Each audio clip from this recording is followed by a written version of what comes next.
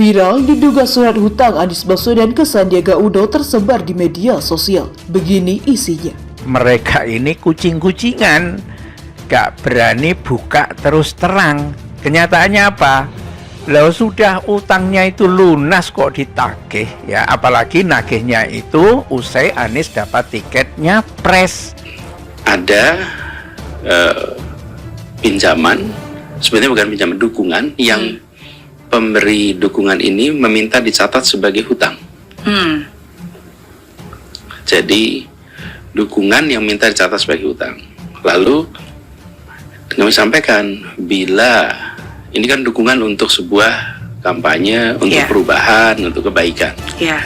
Bila ini berhasil, maka itu dicatat sebagai dukungan.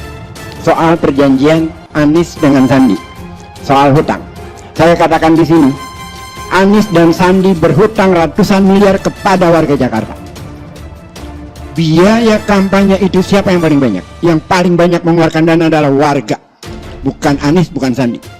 Jauh di atas 50 miliar. Kami terkendala sumber daya yang tentunya kalau dibandingkan oleh pasangan calon yang lain memang memiliki akses sumber dana yang jauh lebih kuat. Dan tentunya ini yang membuat kami berputar otak, walaupun pagunya 35 miliar lebih, tapi kami harus tekan. Bahasa mau goreng, Gerindra mau goreng, mau apa, terserah. Tetapi kalau mereka akhirnya juga membaca surat ini, bagusnya mereka benturkan kepalanya ke dinding supaya sadar gitu loh, bahwa apa yang dilakukan selama ini justru menghancurkan diri mereka sendiri. Anies ya dipersoalkan berkenaan dengan hutang-hutang seperti ini, ya dengan adanya surat yang beredar ini ya jadi moncer dong, ya kan? Apa yang semula menjadi teka-teki ya, yang tidak mau dibuka oleh Sandiaga Uno juga nggak mau, Erwin Aksa juga nggak mau, partai Gerindra lain juga, elit-elitnya juga nggak mau. Bila kita tidak berhasil dalam pilkada, maka itu menjadi hutang yang harus dikembalikan. Oke. Jadi itu kan dukungan tuh. Nah, siapa penjaminnya? Yang menjamin Pak Sandi. Jadi uangnya bukan dari Pak Sandi. Itu ada pihak ketiga yang mendukung. Kemudian saya menyatakan, saya ada suratnya, surat pernyataan hutang. Saya yang tanda tangan.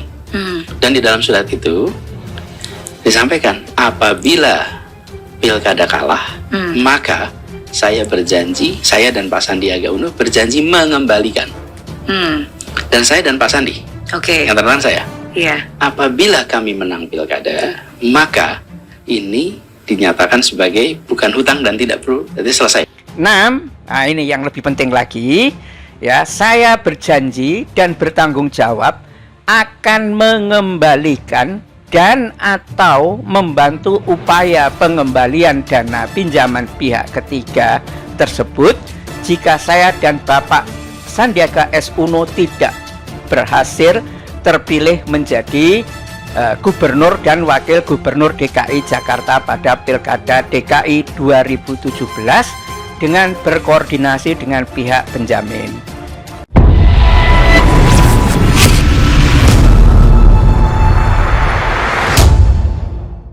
Viral diduga surat hutang Anies Baswedan ke Sandiaga Uno tersebar di media sosial. Begini isinya. Surat diduga hutang piutang Anies Baswedan kepada Sandiaga Uno viral di media sosial. Dalam surat tersebut disebutkan bahwa mantan Gubernur DKI Jakarta periode 2017-2022 meminjam uang sebesar 92 miliar rupiah. Pinjaman uang yang dilakukan Anies Baswedan ini untuk modal kampanye pada pemilihan gubernur atau Pilgub DKI Jakarta 2017 lalu. Anies meminjam uang kepada Sandiaga Uno dan pihak ketiga lainnya secara bertahap untuk modal dirinya kampanye. Bahkan bila jumlahkan totalnya mencapai 92 miliar rupiah.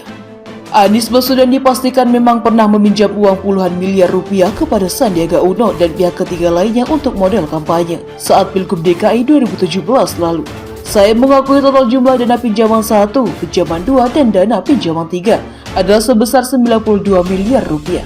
Tulis Anies Baswedan dikutip dari holopis.com pada Jumat 10 Februari 2023. Karena dana yang dijanjikan antara Bapak Aksa Mahmud atau Erwin Aksa, penjamin berdasarkan kesepakatan antara Bapak Aksa dengan PKS dan Partai Gerindra, yang mana saya tidak menghadiri pertemuan kesepakatan tersebut. Sampai saat ini belum tersedia, tulisnya. Dalam salah satu poin dalam surat tersebut disebutkan jika Anies Baswedan kalah pada Pilgub DKI 2017 maka akan dikembalikan. Akan tetapi apabila pasangan Anies Baswedan dan Sandiaga Uno berhasil menjadi gubernur dan wakil gubernur DKI Jakarta, Anies hanya perlu mengganti hutang puluhan miliar tersebut dengan cara lain. Mekanisme penghapusan dana pinjaman akan ditentukan kemudian melalui kesepakatan antara saya dengan Bapak Sandiaga Uno, tulisnya. Pengamat sosial politik Antonius Budiono mengungkapkan keterkejutannya terkait isu hutang Anies Baswedan sebesar 50 miliar rupiah kepada Sandiaga Uno. Padahal Pilkada DKI Jakarta sudah lama datang dan Sandi dan Anies menang bersama. Menurut Antonius Budiono, biaya pilkada tidak boleh diumumkan karena itu model bersama dan bukan utang. Hal itu diungkapkan Antonius Budiono menulis utas di akun Twitternya, berikut isinya. Mas Bro, dalam pagelaran pilkada ataupun pilpres, tiap calon itu harus berkontribusi supaya dikenal masyarakat. Ada calon yang memiliki rekam jejak baik namun tidak punya uang, kemudian ada yang punya uang tapi rekam jejaknya tidak dikenal, namanya saling melengkapi. Sampean punya uang tapi tidak dikenal masyarakat, sedangkan Anies punya kredibilitas tetapi tidak punya uang dan kemudian kalian berdua memenangkan pilkada, itu artinya kerjasama. Jangan hitung-hitungan untuk sendiri seperti rentenir. Mas Bro, masih mending Anies tidak mengkhianati janjinya yaitu menyelesaikan mandat yang diterima dari masyarakat Jakarta dibandingkan sampean belum jelas. Juntrungannya belum seumur jagung, sudah pelayu ninggalkan tanggung jawab dan kalah pula. Seandainya saja kamu tidak ikut-ikutan Prabowo di Pilpres 2019, yang lalu dipastikan kamu akan dikenal ikut membangun dan mengembangkan Jakarta. Jam terbang politik kamu masih rendah walaupun kamu punya uang. Uang bisa membeli kekuasaan tapi tidak bisa membeli kepercayaan.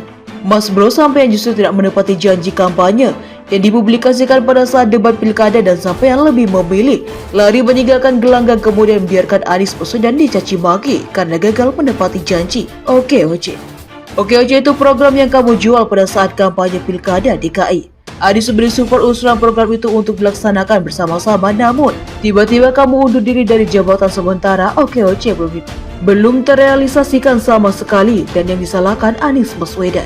Mas Bro, bercandamu jelek.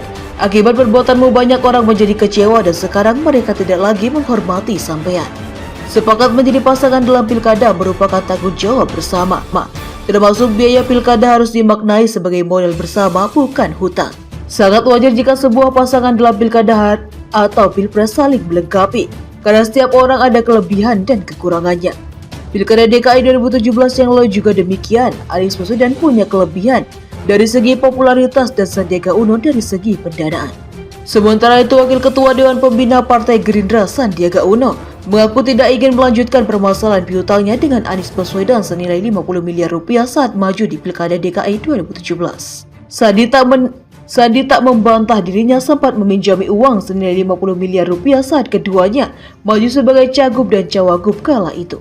Dia bilang setelah dirinya melakukan sholat istikharah dan meminta pertimbangan keluarga, Sandi tak ingin melanjutkan pembicaraan soal itu.